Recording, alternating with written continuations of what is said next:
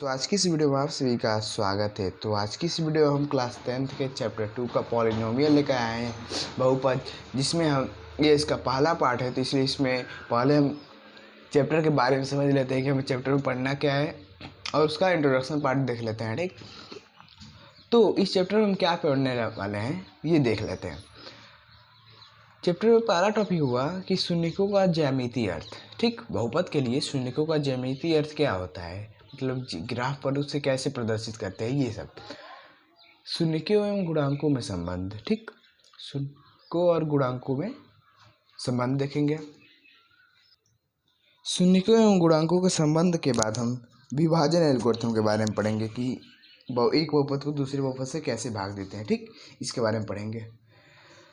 तो ये इसका पहला पार्ट है, इसलिए हम पहले बहुपद के बारे में जान लेते हैं कि आखिर होता क्या है, इसके कितने प्रकार होते हैं। ठीक, ये सब हम जान लेते हैं। तो सबसे पहला क्वेश्चन आता है कि बहुपद आखिर कहते किसे हैं, बहुपद आखिर कहते किसे हैं। और कोई भी बहुपद का उदाहरण लें, पहले एग्जाम्पल लेते हैं एक बहुपद का। जैसे कोई भी अगर बहुपद देखते हैं तो x² + 2, ठीक, ये होता है। x³ + x² - 1, ये होता है। 2x⁴ 3x + 1 होता है। ठीक, बहुपद तो यही होता है। अब यहाँ पर इसकी घात देखें। ठीक, घात देखें यहाँ पर तो हमेशा यह धनात्मक होता है। ठीक, कभी ऋणात्मक हम नहीं देखेंगे। तो इसी से हमारा डिफिनेशन बन जाएगा कि जिसका घात ऋणात्मक ना हो उसे बहुपद कहते हैं। ठीक, मतलब ये चर है, ये चर राशि है।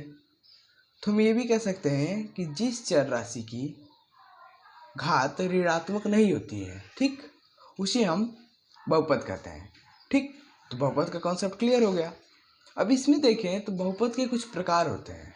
ठीक, अब देखिए यहाँ पर पहले एग्जाम्पल में देखें तो यहाँ पर इसकी घात, सबसे अधिक घात इसकी 2 है। ठीक, x की घात 2 है।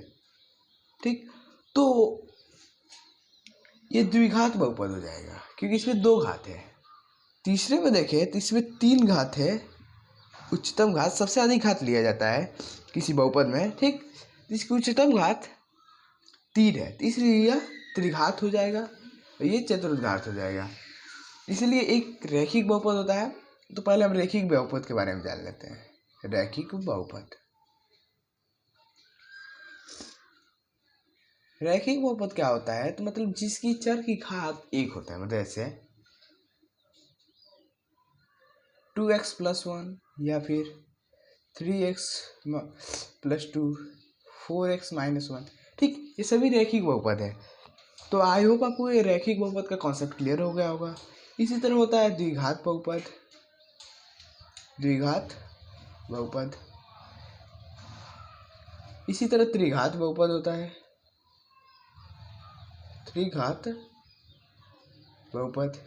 इसमें ये द्विघात बहुपद है, ये त्रिघात बहुपद है और ये चतुर्घात बहुपद है। तो आई होप आपको ये कॉन्सेप्ट क्लियर हो गया होगा। ठीक, तो इस चैप्टर में जो होगा वो मेनली केवल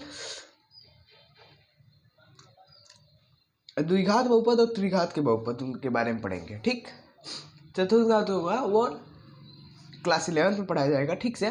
ठीक, तो इसमें हम केवल द्विघात बहुपद और त्रिघात बहुपद के बारे में कॉन्सेप्ट क्लियर करेंगे। ठीक, और इसके बाद एक द्विघात समीकरण चैप्टर भी है, जो इसके बाद चैप्टर आने वाला है जो द्विघात समीकरण है। ठीक, उसमें हम इसके बारे में और अच्छे से डिटेल में पढ़ेंगे।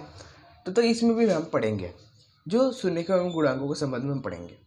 अब इसके बाद एक होता है कि शून्यक। ये कॉन्सेप्ट हमें क्लियर करना होगा क्योंकि यहाँ पर जो भी देखें तो यहाँ पर सब में दिया है कि शून्यकों का ज्यामितीय अर्थ, शून्यकों एवं गुणांकों से। तो आखिर शून्यक कहते किसे हैं, ये हमें जानना बहुत जरूरी है। तो शून्यक होता है जो मान रख देने पर किसी बहुपद का मान शून्य हो जाता है। ठीक, जिस मान से किसी बहुपद का मान शून्य हो जाता है। जैसे अगर यहाँ पर 2x + 1 है तो यहाँ पर हम चर राशि में अगर एक मान रख दें, मान ले चर एक है, यहाँ पर अगर x इक्वल्स टू 1 दिया है, ठीक, या फिर इसको ऐसे मान रखना है कि 0 हो जाए, ठीक। तो हम सबसे पहले यहाँ पर क्या करेंगे, इक्वल्स टू 0 लिख देंगे, ठीक। तो इसमें इतना मान रख देने पर -1/2 ये 0 हो जाएगा, ठीक। और यहाँ पर x इस तरह दिया हो -1/2, तो इस बहुपद का मान 0 हो जाएगा। तो मतलब जिस मान से चर राशि की वह मान जिसको रखने से किसी बहुपद का मान 0 हो जाता है, ठीक। तो वही उसे शून्य कहते हैं, ठीक। इसको डिफरेंशियल के रूप में लिख देते हैं। चर राशि का वह मान जिससे कोई बहुपद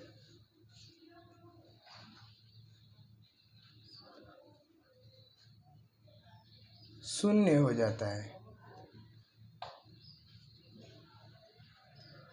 शून्य कहलाता है, ठीक। ये शून्य कहलाता है। तो आई होप आपको ये सारे कॉन्सेप्ट क्लियर हो गए होंगे, और ये क्लास 9th में भी था, ठीक। तो यहाँ पर मैंने एक बार रिवाइज भी करवा दिया। अब जो नेक्स्ट लेक्चर होगा हम उसमें शून्यकों का ज्यामितीय अर्थ देखेंगे, ठीक, और उससे रिलेटेड कुछ इंपॉर्टेंट क्वेश्चन देखेंगे। तो अगर आप इस चैनल पर नए हैं तो इस चैनल को प्लीज़ सब्सक्राइब कर दें, ताकि आपको क्लास 10th का और क्लास 9th का वीडियो आपको मिलता रहे, ठीक। इसमें मैथ, फिजिक्स, ठीक, का कॉन्सेप्ट आपको क्लियर हो जाएगा। So thanks for watching this video.